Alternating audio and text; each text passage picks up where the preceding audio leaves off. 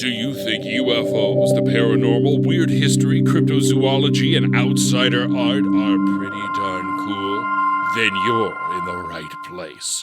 Welcome to High Strangeness with your host, Steve Berg.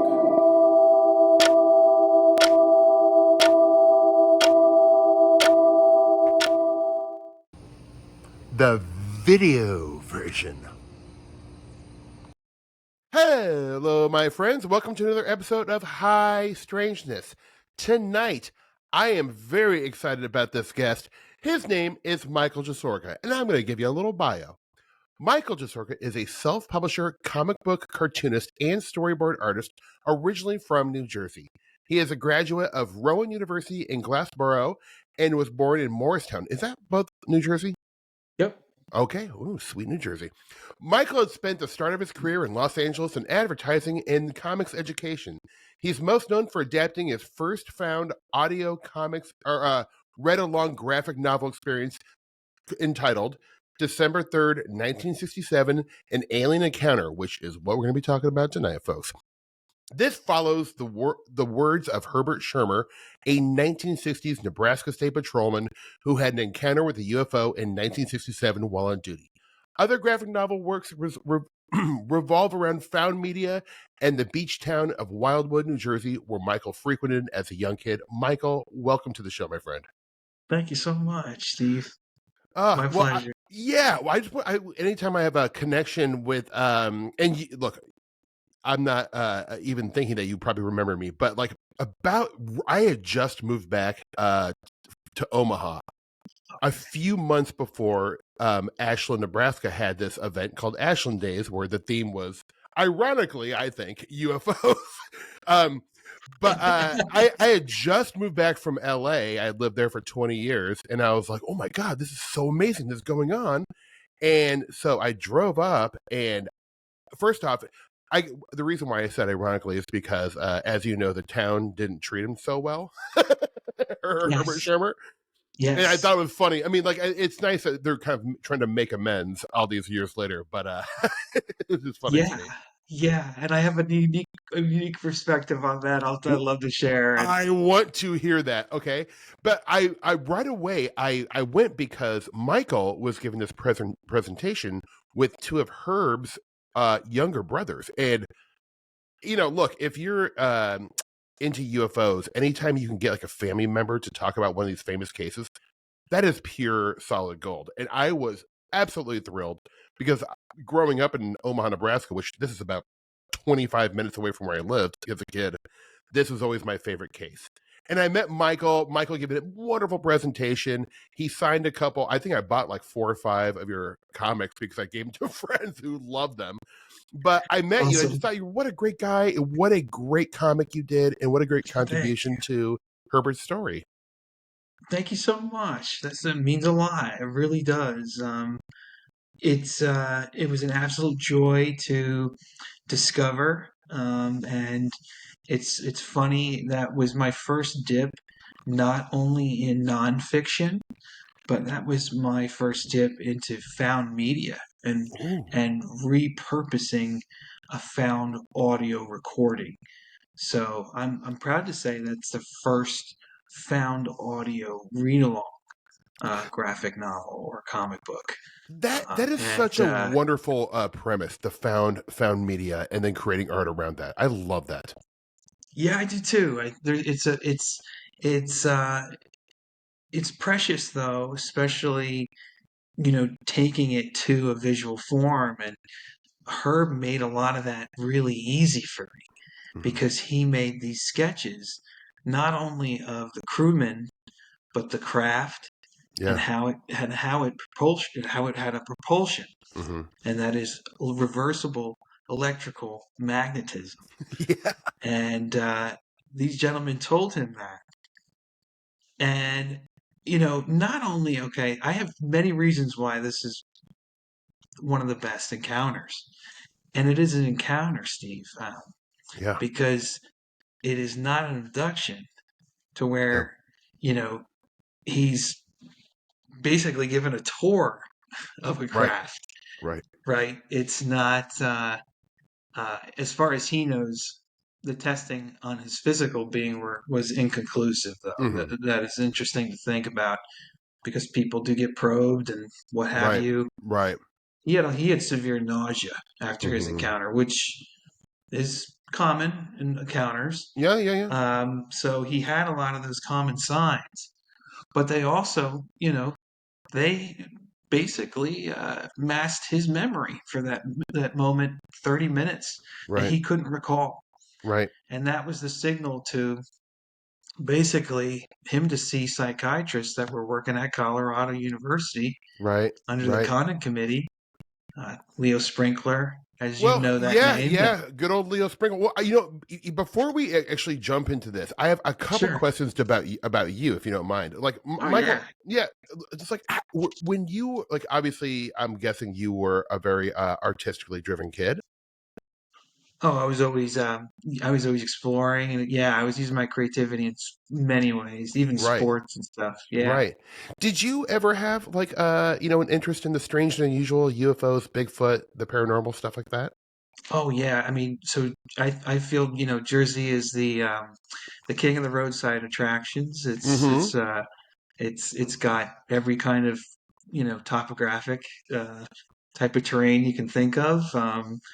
So yeah, I think there's Weird New Jersey that Yeah, united a lot of people in my backwoods, and absolutely. I'm 5 minutes from one of the most famous roads in America being haunted since the 1800s. Do you know Oh, that road? what's that road? Shades of Death. Oh, Shades of Death Road. Is Yep. that actually on a map called that? Yeah. Yeah, What? and That's it's amazing. right next to a lake called Ghost Lake. Oh my god, I love it. And he's been known, and I guess I get goosebumps talking about it because there's so much lore around that. And um, I'm also not far from Old Mine Road, which is one of the first roads in America Oh that was, wow. really traveled upon and used in expansion, of course, but also just lined up a lot of mines and an incredible limestone ridden riverbeds that were, swam upon by kids from all the way back in the 1800s. And so New Jersey has these things in Yeah. certain counties, and that's what makes it the Garden State. It's an amazing tributary state. There's many rivers and lakes and creeks, and I got to play in them, and Oh, amazing. it was a great place to grow up and a great time, and now dipping into my own surrounding areas history a little bit more with my next coming book. So Oh, I'm great. excited going closer to home with more passion projects. So that drives a lot of me too today. And Fantastic. yeah, so found media though, and is definitely uncharted in comics, and that's where I also am going to keep going. And I already have with Castle Dracula, which was a boardwalk ride, a dark ride in Wildwood, New Jersey. I'd taken their 1977 employee handbook and made it into another comic book experience, Oh my god, I where love that. you're reading the real rules from the day, along with my cartoons that depict those rules being basically broken, and For sure, for it's sure. a lot of fun. That So, is such an amazing premise. Oh, how creative and so unique. I love it so much. thank So, you. did so you kind of mentioned that you had an interest in, UFOs and the paranormal. So, when Yeah. you were kind of like, conceiving this project, or even actually I should say before you were conceiving this project on centered around Herbert Schirmer's experience, Yes. were you specifically looking for a UFO case to make a comic of, or just got come across this case, go, wow, man, this is interesting, and then kind of got obsessed with it? Like, how did that work? So it was interest in actually listening to encounters um, via audio, and I found a gentleman who had a collection on his website. He just, like a self publisher would do. Yeah. He put up all these audios that to where he could understand where some of them came from and gave the credit of those which he got them from. But so a lot of them came from no author behind them and Wow. no idea of what name was behind who recorded it. And I have more onto that, but Yeah. now, seeing it for an experience as I was listening and drawing something completely different at the time, basically drew me into saying, wow, this story is absolutely incredibly told, and it's told just so honestly Mm-hmm. and just straightforward. And you know getting to know her like I did, he didn't wasn't a creative person really. Right. It Right. didn't He didn't have that kind of side to him. He told me, he's like, so how could you talk about reversible electrical magnetism in 1967 and actually draw something that people are still looking at and understanding as a proportional unit, and Right. a rendering that you know has a connection to this type of magnetization that they think UFOs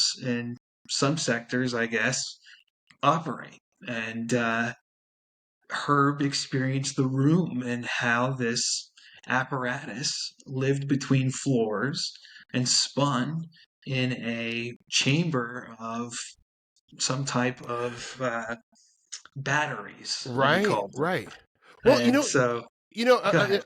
no, I'm sorry. I feel like I know this case so well, and you know this case so well, but I feel like for listeners, because it is an older case, and I mean it's Yeah. fairly famous, but it's not the most famous. It's not Travis Walton famous or anything like that. But I think it would be good if we took a stab at kind of giving the story of what happened on that night of December 3rd, 1967.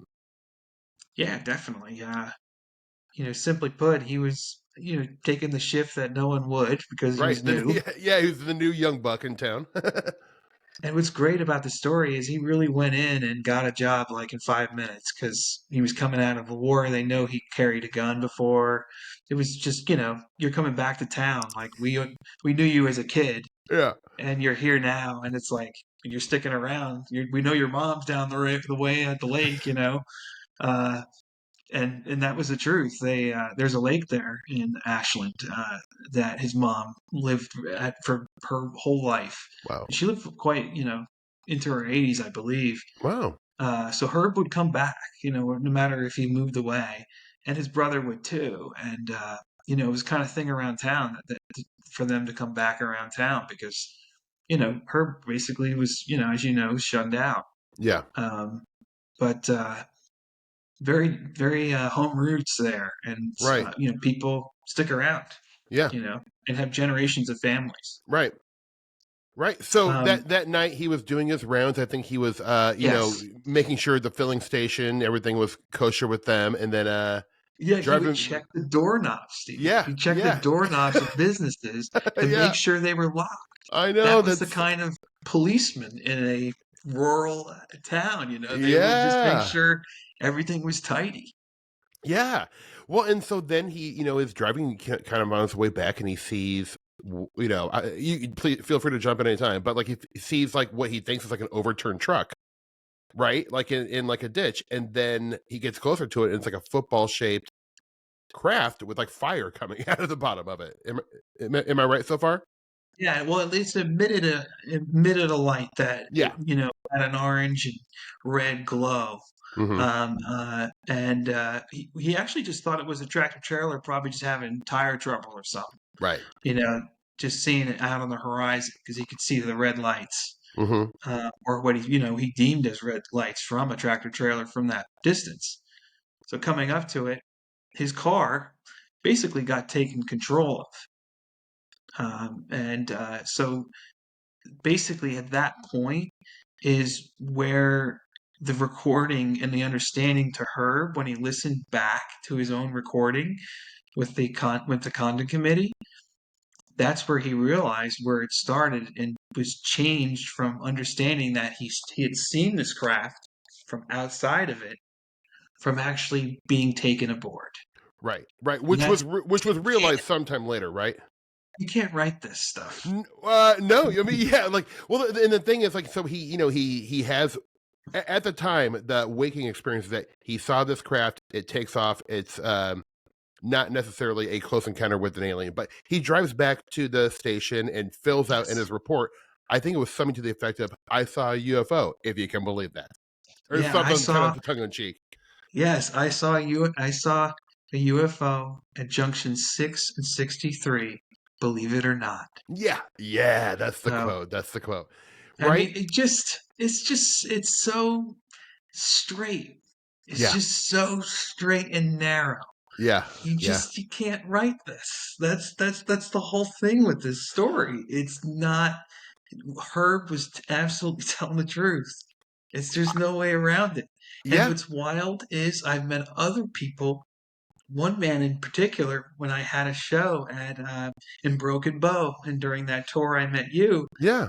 that had was taking flight lessons that night, Uh-huh. and he and his flight instructor in a small passenger plane saw a UFO the same evening. And he Amazing. knows it because he logged it in his log, and he understands that Wow. that was the day that also Herbert Schirmer saw the UFO.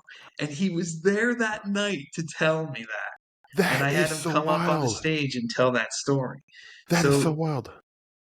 multiple you can't fake also two people who don't know each other seeing something, Right. and that's Arizona Lights, right? Right.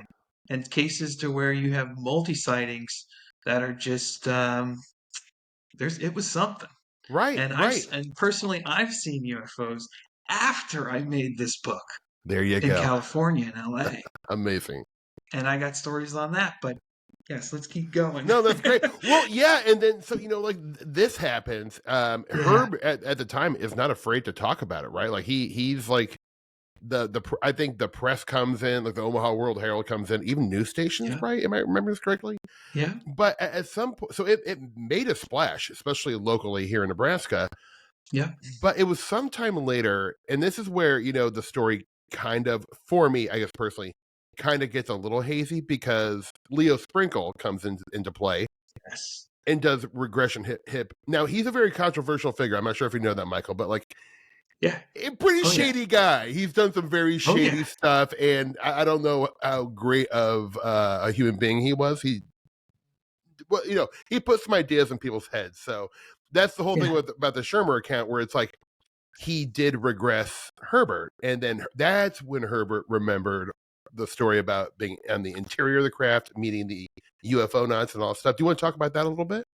I mean, from what I know, at the time, Leo was not alone, so, whether how far into the conduct committee the others knew or not, I don't know. Right. But again, if you think that this was Leo's concoction, like his uh, putting together of this, there, it's I don't know. Yeah. I still can't think that someone can write this story. Right. I still can't do it. Right. I hear you. I just not for the time, not for Yeah. there, Yeah. No, I mean, right? it was. I mean, like, look, there's, obviously there's always skeptics, right? And Yeah. so one of the big skeptical things that people point out too with Herbert Schirmer is that the month or like a few weeks before that on the TV show Outer Limits, there Yes. was a UFO episode, and that the UFO occupants looked pretty much exactly like what Herbert described. Now, I'm not saying that's what I believe, but that's what something that the skeptics would point out, but Oh, I found one myself. yeah. It's another one. There's another one that was on TV, a movie on TV. I think it's from like Women from Venus or something. Right. It's a, but they have the same kind of, earpiece Yeah. and antenna Right. that these gentlemen wore. Yeah. Um, you know, this all also could be, Steve. The other part of all of this is the complexity of the mind and what can Totally. become of someone's traumatic experience into uh, some kind of transcendental state, Yeah. right? Yeah. He went somewhere. Mm-hmm. He went somewhere that night Right. to come out and have his whole world turned. And Yeah. it chased him. And Yeah. even his brothers had met people that were like, Schirmer, do you have like a brother like Right. who won a UFO, like had a UFO encounter in the 60s? Like That's so they funny. had that many times on them. They're like, oh yeah, that's my brother. Yep. Yeah, and yeah, this was not really necessarily, and I don't know how you felt about. First off, I'm super excited to talk to you about. I didn't know you talked to Herb. Oh yeah. Oh my god, Yeah. I'm freaking out about that. That is Oh yeah. unbelievable. I have a million questions about that.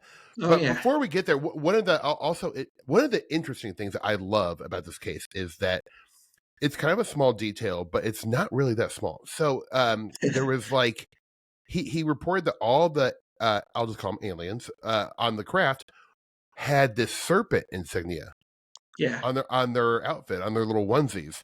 And Yes. during that time, and it was actually recently brought to my attention, a friend of mine, Rob Christofferson, showed me a couple other instances from that kind of era where people Yes. reported a serpent insignia. And I thought that is very Yes. fascinating. Another thing I also lined up in my research Yeah. is that I'm actually looking for a particular slideshow from that one I actually did in the Right. evening I met you in Mm-hmm. Ashland. And because there is, they call it the badge of the winged serpent. Mm. And the winged serpent is actually aligned in the medical world. If you notice in the Red Cross, that's typically on ambulance. Yes. That is also a winged serpent. So, okay. What's interesting, more interesting is I wasn't the first to illustrate Herb's story in What? comic form. No way. Really? That's amazing. There is a publisher. It was Goldman Publications, and they did a UFO series, and they depicted Herbert Schirmer's story to what they knew from seeing it in headlines and understanding the sequences of what had happened. And they were depicted, and somewhat, inaccurately, I guess, in Right. ways, but Right. still fulfilled the story and still made you think. And so it was alive in the lore, mid 70s. Another popular media that actually came out with him and Travis Walton's story, really all the big tales, is it's called UFO Encounters. Uh, um, it's a storytelling to storytelling of gentlemen that foretell their tales of encounters, and Herb's in there. He actually Wow. participated, and it Mm-hmm. was one of the only things he really participated in. And you have to understand that in the 70s, UFOs was business. Like, Yeah, it people was. were in it to make money. Right. Herb never wanted it. He never Yeah. wanted anything to do with the business stuff. He went to a convention like once or twice, and that's where this recording that I found came from. So Yeah, right. that's He wouldn't even appear locally like in Omaha or Lincoln or anything like that. Like he just kind of like at a certain point. Well, I want yeah, to I hope that was a good enough thumbnail for the listeners to kind of understand. So basically, he had that night happen. He sees the craft. All he remembers from that night is that he saw it was gone, and then he went back to the station. But then Leo Sprinkle did regress him with hypnosis, and that is when his kind of like story of being on the craft, getting talking to the aliens, UFO nauts, whatever you would call them, And they called him the Watchman, which I always thought was kind of interesting. Are you the Watchman of the town? Could you write that? Yeah. Could you write that? It's so good. It's so I don't good. know anybody who can write that. It's so good. Yeah, I love it. I do love it.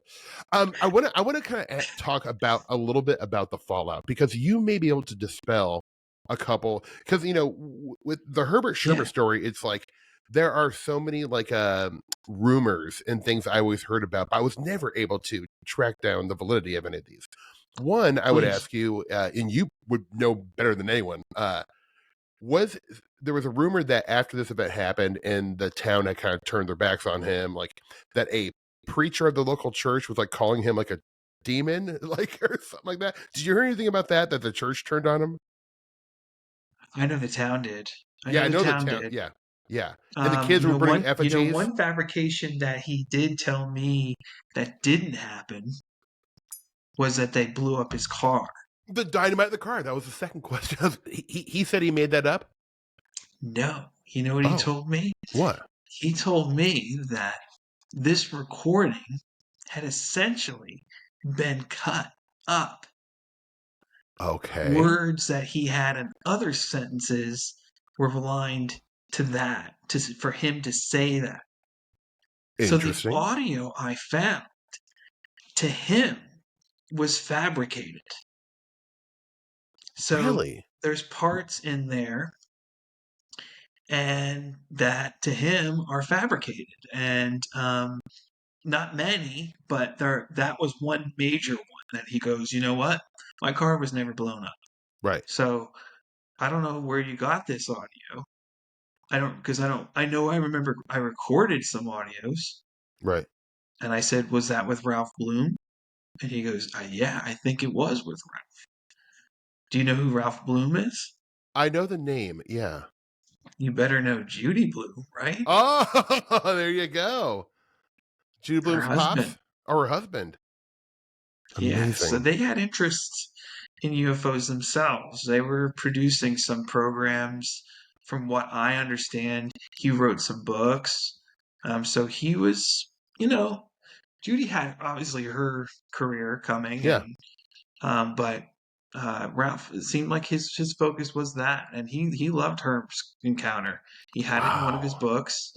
I suspect the recordings were what he used to, transcribe his own writing for that, book feature. So again, Herb was mined, for his story, for people to make business. Yeah. But a lot of it, he just didn't care for. Right. He essentially tried to run from it. Yeah. And so he stayed in Ashland for a little while, but so what was the and came back a little bit and left again. Yeah. So this kind of drove him to take early retirement at 22 or whatever from being a police officer, and he left. Not quite. Not quite. Okay. No, he ended up he was a police officer in other states. I didn't know that. I can't remember which ones exactly. I think Nevada. Okay. And he actually became a security guard as well. So no way. So things in that, I think he retired as a security guard. Mm-hmm. Pretty certain. In Georgia. Warner Robins, Georgia. That's where he's buried. Right. And did he ever change his name? Because that was another rumor. I don't think he did. No, he never told me that. Never told me that. I don't think I would have. I necessarily probably would have brought that up. Right. I see. Again, more of my lean, Steve, is staying true to the found audio I found. Right. Right. Yes. That was the point, quote unquote, of this project. Other than my interest in ufology. Right. This was to say, here, what could happen to an audio of yesteryear for today, and for someone to understand what had happened, and to put that together, and just showing really what comics can do, because it's a medium all of its own. It can do things movies can't do and novels can't do, and that's the beauty of it. And it can take a found audio and be literal to the drawings the man draws, like I did, and being conscious of the research behind the sequences and how things were aligned enough to be, unironic, Right. right? To each delivery of the information I could. Yeah. So it's again, it's a concept as a whole, and that audio is as tainted as maybe Herb could tell me, right? Right. Right. With the Right. fabricated parts, but otherwise, to know and to see a propulsion unit that other people talked about and other counters that had no idea, and not only that, but when you see aerial space phenomenon aircraft, what's in the middle of all of them? Holes. Yeah. A Yeah. black hole. Mm-hmm. That black hole is the spinning apparatus that Herb saw in the Wow. craft. And that's what aligns to the physicality. Do you ever see the floating tether out into space Yeah, that sure. broke off? Oh, yeah. And you remember all the craft coming up? Yeah. All of them had the hole. Yeah, they sure did. Now, whether that is still a thing or they're like evolved now beyond that, because Right. that was what now? That was God, like late 50, 80s or 60 90s. years Yeah, ago? yeah, yeah. It was a while ago now. Yeah. Right. So, but the tether, Yeah. when I saw that, I was like, holy shit, it's just like the spinning propulsion unit, Right. Right. electromagnetism. And Ah, that's why they can go, geek, right? right. To one, like they can be, oh, I'm here, no, but I'm here. Right. It's Yeah. magnetized. Yeah. And and the magnetization is so gnarly that you don't even have to see it move. Right. Right. No, that's fan. I mean, like that is a nuts and bolts explanation for this stuff. It's like, like no, it really is though. But I mean, like that is like, especially in that era, it was very extraterrestrial based, flying hunks of metal, and now people's ideas about what UFOs are and represent have kind of gone in many different directions, I suppose, at this point. But yeah, Oh my Herb is God. kind of a relic from the whole nuts and bolts ETH, scene or vibe back in the day. I want to ask you this: did Herb ever? Because right around this time is when the big Condon committee, that quote unquote, supposed it was a sham of a committee, obviously, but Yeah. they had heard about Herb's story or were impressed or something like that. But like they Yes. said that Condon himself wanted to meet Herb. And then so Herb was picked up and driven to Boulder, and then there was no Condon to be met. Right? Did he talk about that at all? And how was Well, that it was a disappointing for unit. him? It was a group of Yeah, they were shrink. He called them shrinks, yeah, and psychiatrists, hmm and so and sprinkled therein were also just ufologists, yeah. probably. Military people. Yeah, yeah, yeah. Yes, and you know they made a committee through the university somehow. So hmm I don't know. I guess that counted as their study, Yeah, yeah, yeah. and somewhere or another, potentially that the lieutenant, at the barracks, in Ashland, his name slipped my mind, the captain hmm that he was under, but he likely made the phone call or something happened there. So, somehow he knew what was the study that was going on there on UFOs. Right.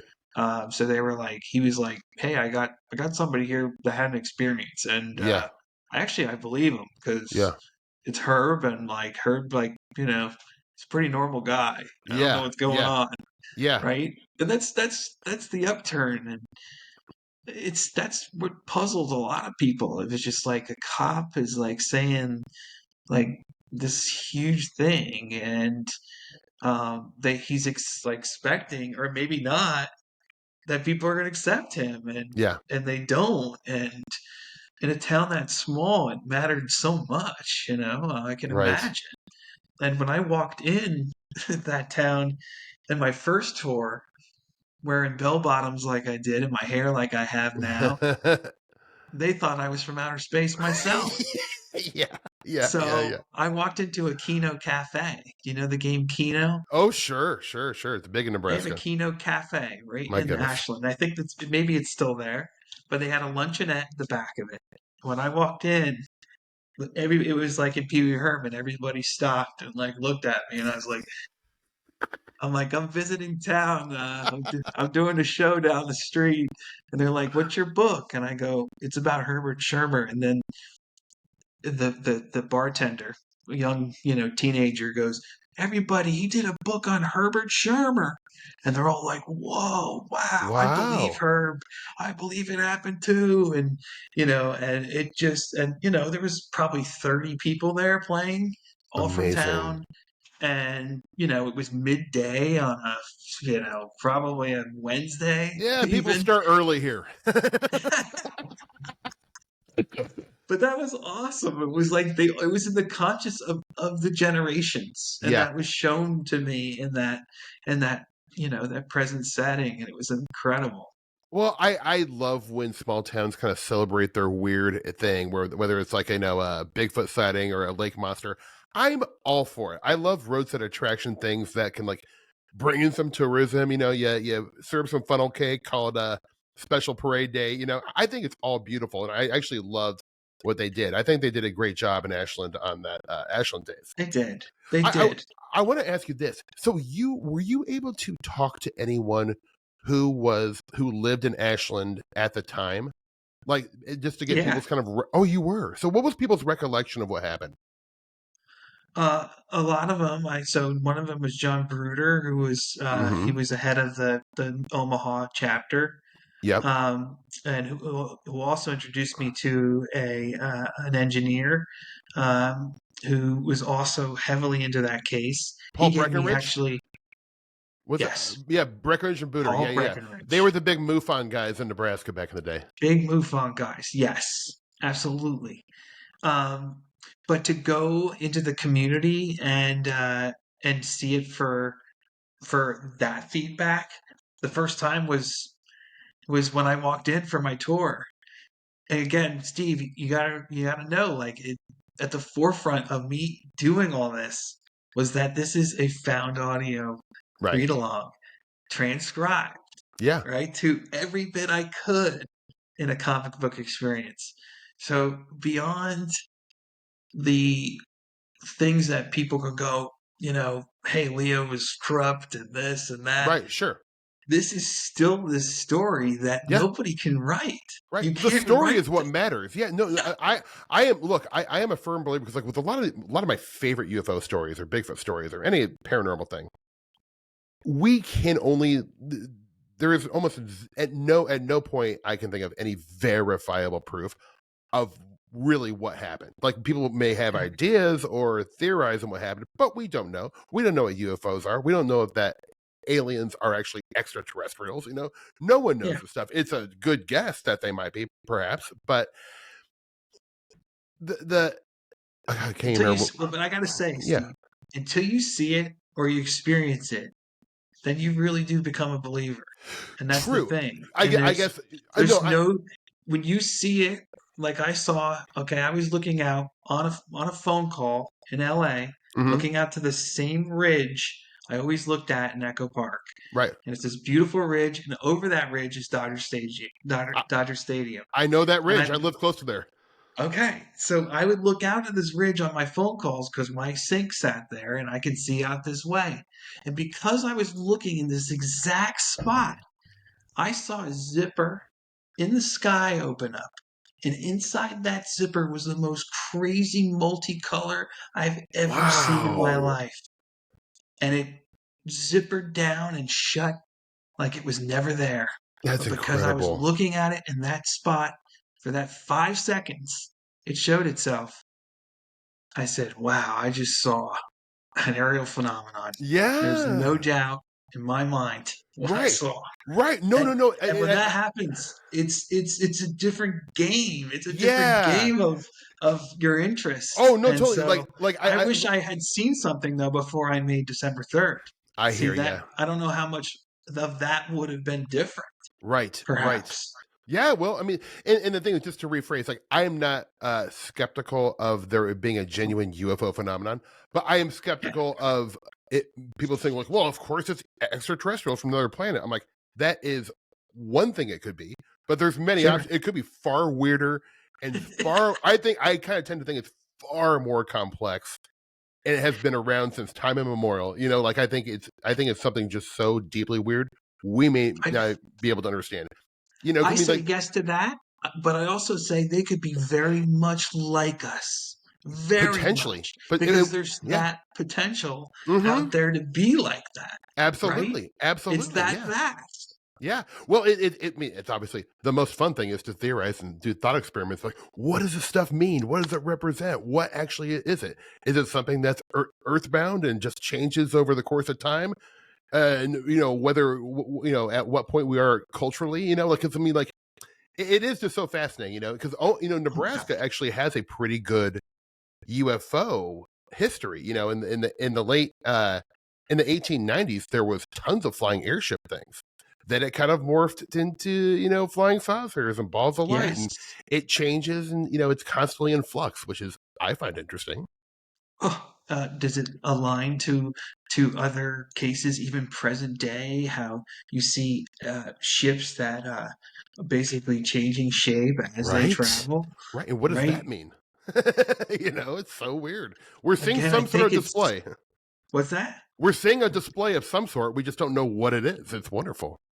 I know, but but the thing is, it is, and it's all and it's nothing at the same Mm-hmm. time, right? Mm-hmm. Because it's like it's out there, but there's so much more. There's others. There's so many. You know, I theorize that it's really all over. Like Yeah. even in our core, I feel like this is not only our home, obviously with the animal kingdom, Yeah. and even the animal kingdom that we don't understand even deeper in our oceans, Right. uh, right? So it's just it's fascinating to know how vast the universe is, and I feel it's almost a shame to think that we are the only ones. It's kind of Yeah. That'd be a it's bummer, wouldn't it? That wouldn't leave me very hopeful for some reason. Yeah, I'd be like, oh boy, that's not great. Well, I want to ask you this. This is one of my burning questions. yeah. The you know UFO nuts, UFO occupants that Herb interacted with, they said we will visit you 2 more times. I see. I was it in the audio I had. I don't know if it was in the audio you had. That is Mhm. part of the lore. I'm not saying it's true that Herb actually said, because there's a lot of things with the Herbert Schirmer case that I now discovering that like no, he didn't actually say the dynamite thing, but Okay, that's so attributed to him. So this is what I heard. Okay, so what happens with regression hypnosis is that you end up trying to evolve on with what you've experienced. yeah, And this has been talked about in hypnosis.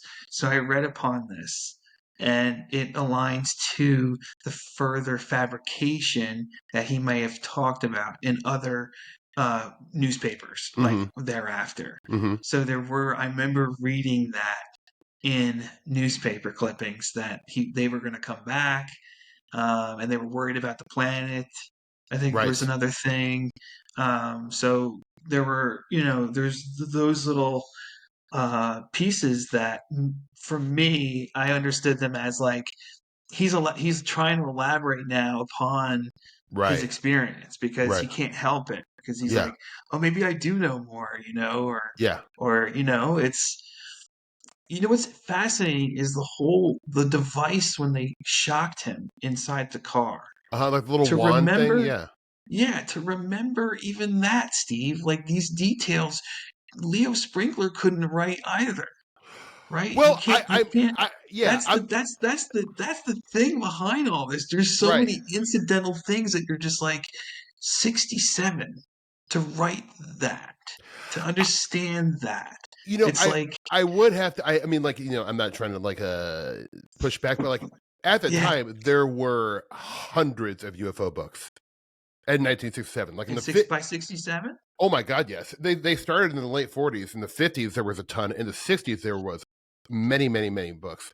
So these stories, his story is there's unique aspects to it, but not totally unique. I mean, like, so to say someone couldn't write this, I mean, it had been written before in like other UFO books, I suppose, similar contactee experiences. I mean, the contact Adamski or George Van Tassel, a lot of these guys. I mean, they're kind of talking about the same thing. A lot of it was, especially in the 50s, where everyone was getting these environmental messages, and they called them the Space Brothers, where they were coming and saying like, "You're destroying your planet, get rid of the nukes and stuff." Like those are kind of Right. old narratives. So it's like that's Right. not unique to Herb at all.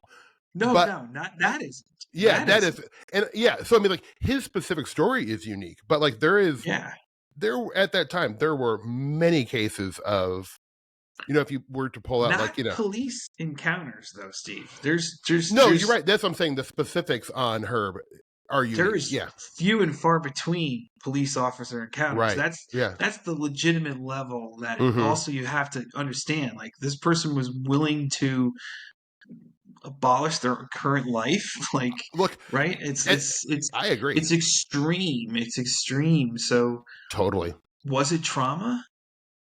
I don't know. He told me he didn't see action. Right. So whatever Right. that means, Right. I didn't go into it too much. You know, I don't do that with service people. Right. That's their business. Yeah, and but not only that, but it's like he was given the respect to come, into town and be a police officer. Absolutely. So whatever merit he had when he left, it was good enough for him to come back. Yeah. Right. Yeah, so, for sure. It just, why would someone want to do that to themselves, right? And I agree. And it's just so there's that risk, but also, I think as far as I can tell, reversible electrical magnetism, was that spoken of in lore of yesteryear before this? I have no idea, and that's where I mean, like I agree. That is where it gets really interesting. The specifics of what he was talking about, like technologically, I'm like, that doesn't seem like a 22 or police officer in his early 20s would just have that at the top of his head. I mean, it's quite remarkable. I mean, like, and like, I'm not trying to disparage like Herbert at all. Like, I at the end of the day, I love this case. Like, and I think something happened to this man. The specifics of it, I will never know. Right? It's a story, but like you said, the story is what counts, and I believe that. But and the thing is, like, too, with Herbert is like this, nothing good. He did not financially gain at all from this. It almost kind of ruined his life, or his old life at least. Yeah, I mean, his wife and kids left him. His first wife. Are you kidding me? Because of this, no, what happened? His first wife and kids left him after that came out. I did not know that. That's horrible. Yeah, and then he had a second wife. Or am I wrong on that? Well, certainly he had a second wife, I met. Right. But I don't know if that was his third or not. It might have been. So, but they had a really strong bond with the wife I met. She was really protective of him. Like, she got on the phone a lot, and she was like, are you really being serious? Like, are you genuine? Like, basically, they were testing me, And Right, I was like, sure. I was like, listen, I love this story. I have this audio. I just want to, if he knew about me through his niece found out that I did this. Okay. I did not reach out to him prior to that. Again, I kept it very pure into understanding what was going on here via way of his sketches. For sure. And what he was saying. Yeah. And what I could find out on Google Earth of what that all might have looked like. Right. But 6 and 63 does not look the same. No, it doesn't. Has changed significantly. So the real site is actually one that other people think is another site there, which has been a whole dilemma. And the town has been trying to fight getting some kind of marker up to really signify this. Yeah. And, we'll see if it happens. I hope it does. I do too. But the town came around, pretty soft with me. And in terms of like, they put me on front page of the paper, and they were so upfront into saying, hey, we understand that we weren't like embracing this in the past, but we feel like, at the present day and like how people think now, it's something that we can come together for, and we're gonna bring their brothers out, and we're gonna celebrate. And I was like, I think that's amazing. I do And too. it's stirrup days, which is their long like traditional thing. So they put that in there. So I think it meant something to the town to come back and say, you know what, maybe he did have something happen. I think so So too. And like, dude, you made that happen with your wonderful work. And folks, I just thanks, want to thanks. interject that I am not fluffing. Like, this is so beautiful. And if I Thank didn't you. mention it before, it comes with a CD of the recording of Herb telling a story. So Yeah. as you're reading this and just taking in this beautiful art, you are hearing the words of Herb Schirmer. And I mean, I can't tell you how it is really one of the best artistic endeavors done into ufology. I cannot say Thanks. enough. I think I bought 4 copies. I gave one to 3 other people who Wow. were my UFO buddies, and they all loved it and raved it. I was like, oh my god, this is the best gift ever. Oh, It really is. wow. So folks, I'll have the links. You said you're in the reprint phase right now. Yeah, they're gonna be available. I'm gonna make sure they're on there. So Oh yeah, man, we'll get to. Well, I want to ask you this. This yes, I find this fascinating. How? So I know you said that you mentioned that Herb's niece had heard about you doing this book. yep. How did you go about getting in touch with Herb Schirmer? I had a Twitter account at the time, and Herb's niece also had one, and she said she ordered a book. Right. Basically, I knew it was a Shermer. I didn't Mm-hmm. say anything. I just Yeah. said, okay, let's Okay. maybe this will go to someone she knows in the Right. family, because I was assuming he was alive, Right. but he wasn't clearly wasn't using the internet or anything like that, or at least as far as I knew. And there was also a gentleman online that I kept looking at, and I was like, "Wait, is this Herb?" And it was this gentleman with this cowboy hat, and I just couldn't. I just with the photographs I had. I mean, sure, time does what its thing with our Yeah. bodies and gravity and what Yeah. have you. But sure enough, it was him Right. in this photograph, and it was uh, basically clarified by Herb on the phone that that was him on Facebook. So I was like, oh wow, okay. Uh, but anywho, actually the niece said, hey, Herb wants to talk to you. And that's what gave me huge goosebumps. I was That's like, incredible. because I spent 6 months making that book, and I probably listened to that audio. I was thinking it was probably close to 100 times to make it. You can recite it as a monologue by now, I'm sure.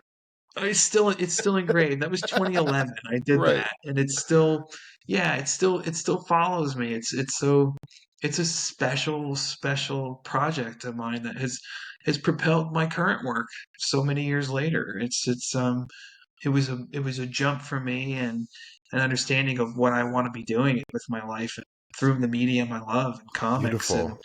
it's been awesome. And I'd like to say there's more to come of ufology read-alongs from me. Oh, I hope so. Um, yeah, I have obtained something that is a unique media and that could be put into that format. So we'll Please, see. please, please, Michael, we need more, buddy.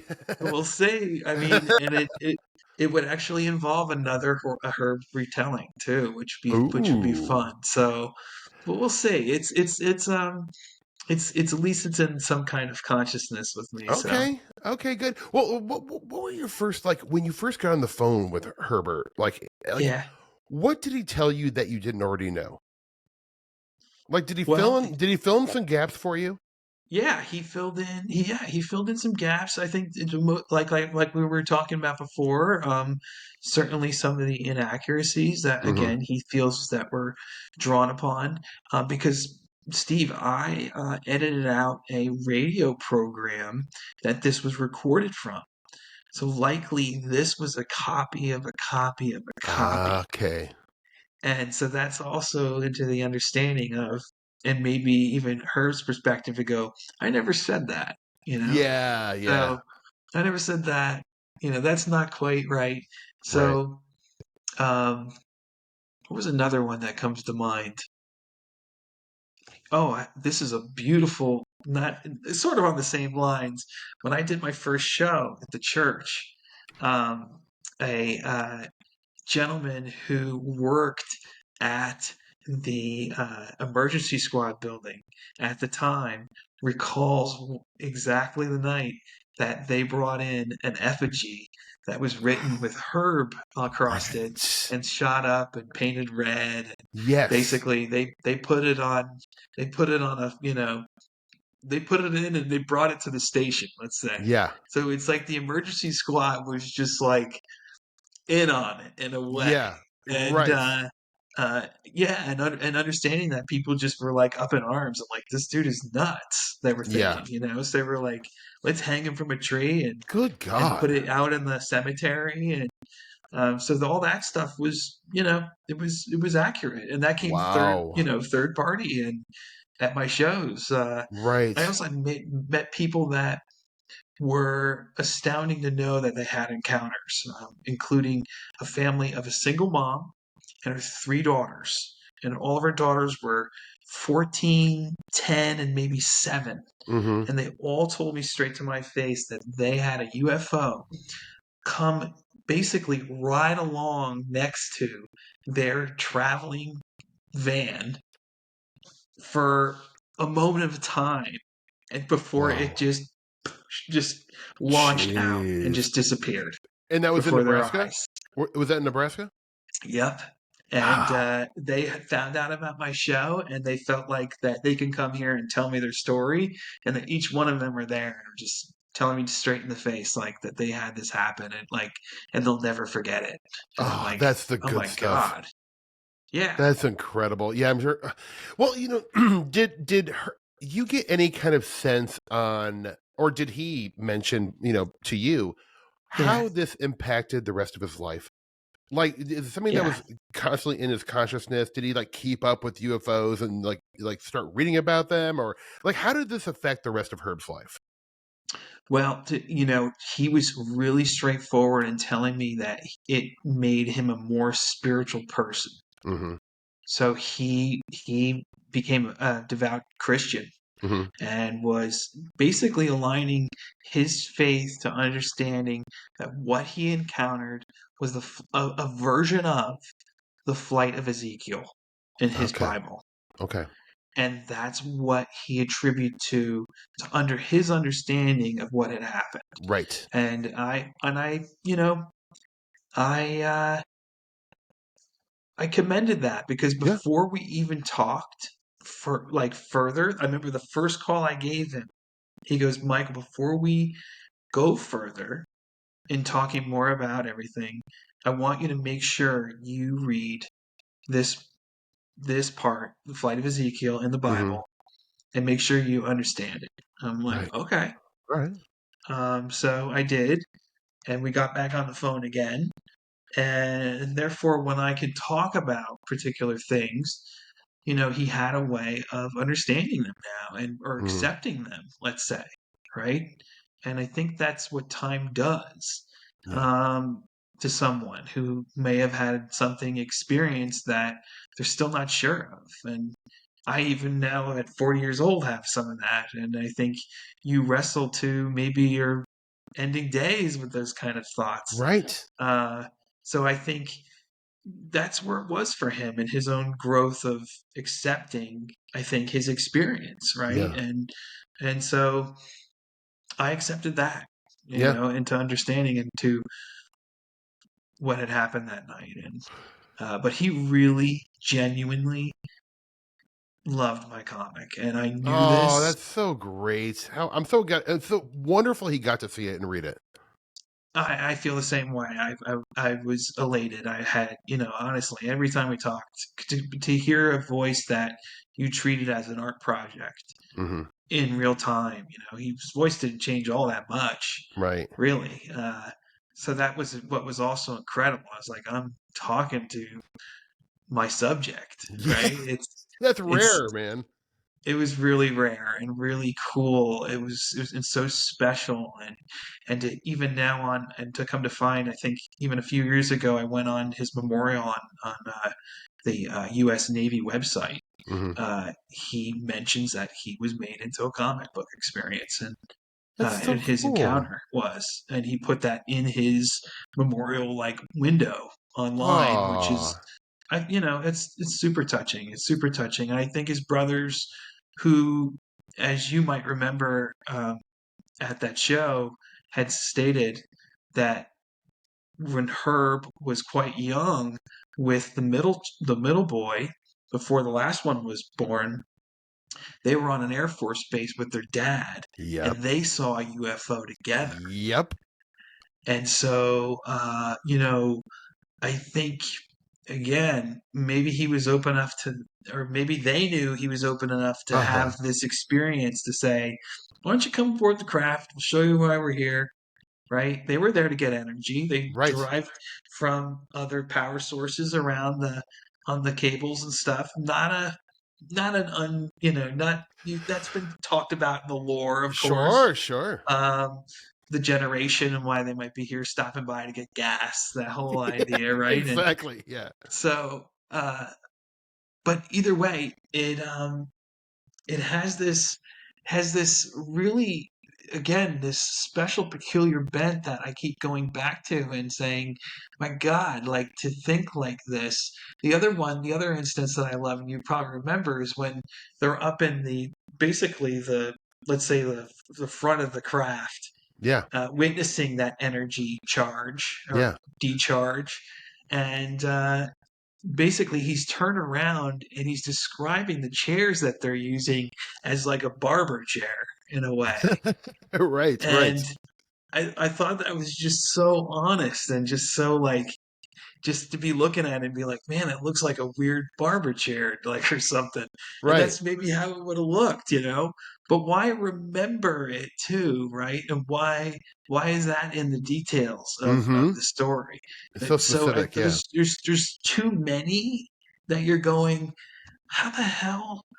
Yeah. Like, did he put this together, right? Yeah. Like, how could he have put this together and understood this and draw the sketches Right. like he did? He took that time, And he did a and good job too. Like, I mean, for like, yeah, a someone who doesn't call himself an artist, I'm like, that was a pretty good rendition of what you saw, man. totally. Yeah. It's incredible. Well, like, so Herb never mentioned anything about having another kind of weird experience. Like, but did he ever experience anything like paranormal? Like, because a lot of times, I'm sure there's like Hmm. people who have these like dramatic UFO witnesses kind of later have like this almost like these symptoms, like paranormal Well, symptoms of poltergeist and psychic stuff or orbs of light moving around their house and stuff like that. But Herb never mentioned anything like that, did he? no, no. What was unique about Herb? I mean, he was seeing his ending days, like, while we were talking, like, Mm-hmm. I was throwing ideas because I was living in LA at the time. I was like, I got a producer out here, a friend that, I think they would love to do like a bio on you or a biopic or Yeah, it'd be something. so And good. he's like, Michael, just make sure you do it soon. Like, you just, make sure it's Right. soon, because I don't have much time, if you're gonna make me fly somewhere and all that. Yeah.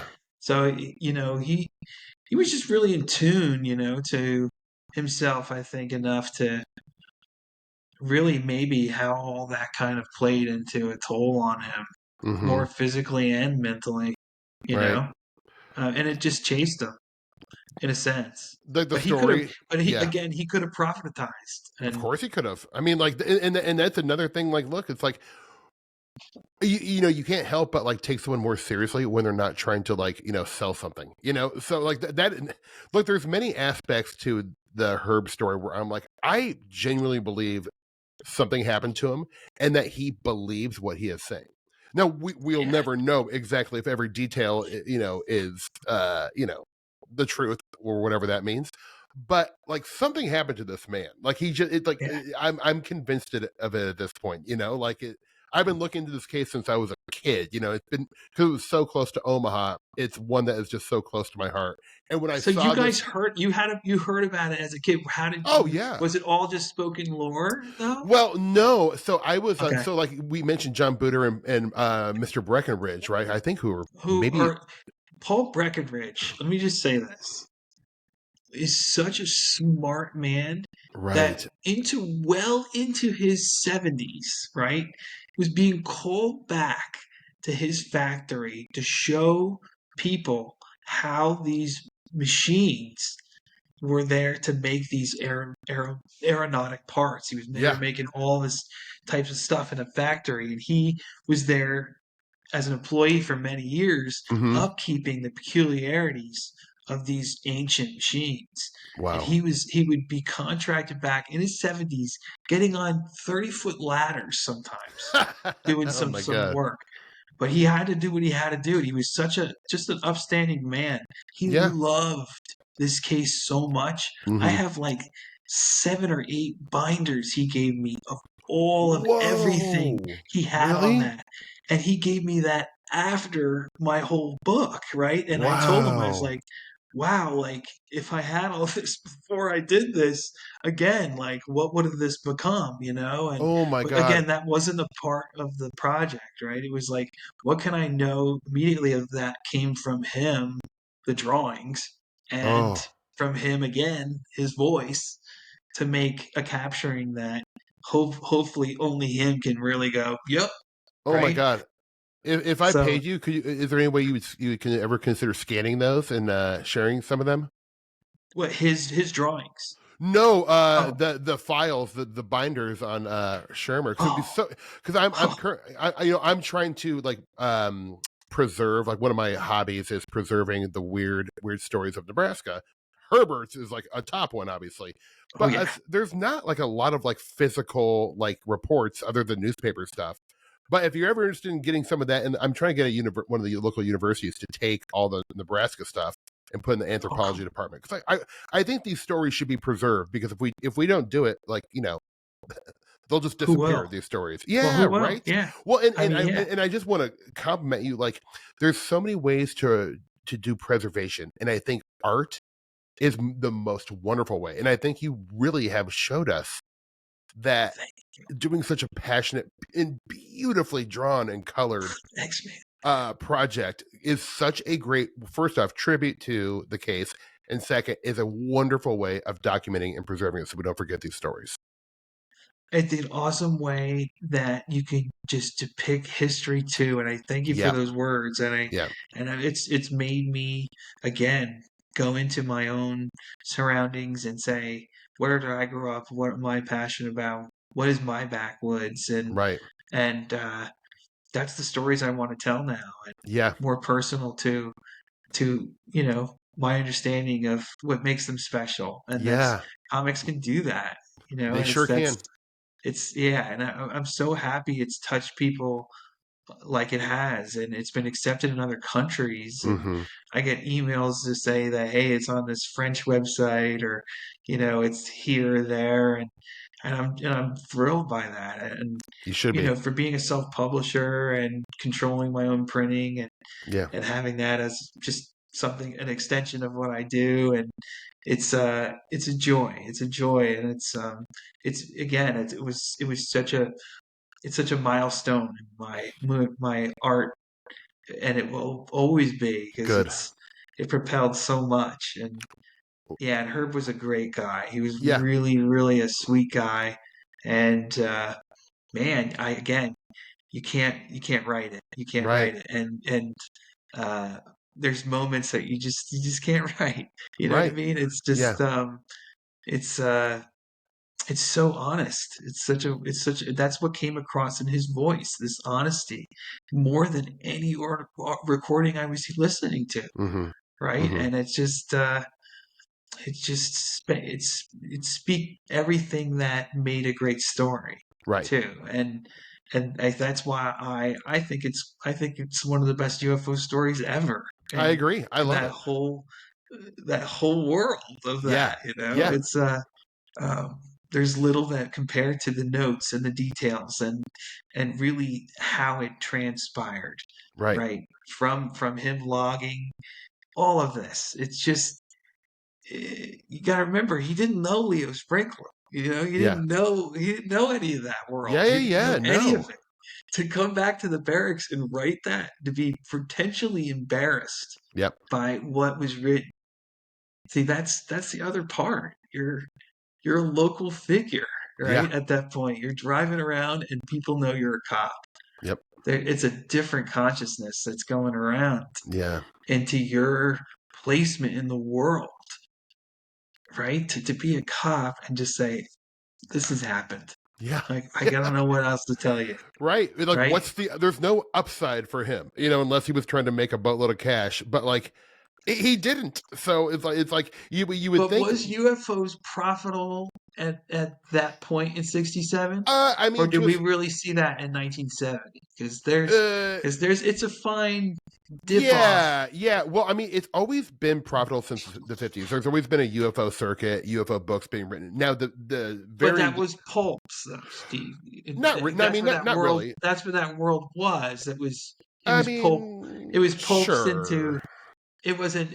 Well, a lot of people read pulps, right? Yeah, That's right. So, and that's where a lot of authors also grinded their teeth into the world of any Absolutely. popular media. Yeah.